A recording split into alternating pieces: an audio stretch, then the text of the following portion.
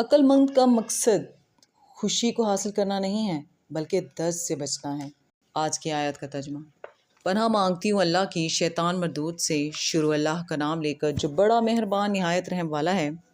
مومنوں کی تو یہ بات ہے کہ جب اللہ اور اس کے رسول کی طرف بلائے جائیں تاکہ وہ ان میں فیصلہ کریں تو کہیں کہ ہم نے حکم سن لیا اور مان لیا، اور یہی لوگ فلاح پانے والے ہیں۔ اور جو شخص اللہ اور اس کے رسول کی فرما برداری کرے گا اور اس سے ڈرے گا اور اس کا تقوی اختیار کرے گا تو ایسے ہی لوگ مراد کو پہنچنے والے ہیں۔ اور یہ اللہ کی سخت سخت قسمیں کھاتے ہیں کہ اگر تم ان کو حکم دو تو سب گھروں سے نکل کھڑے ہوں۔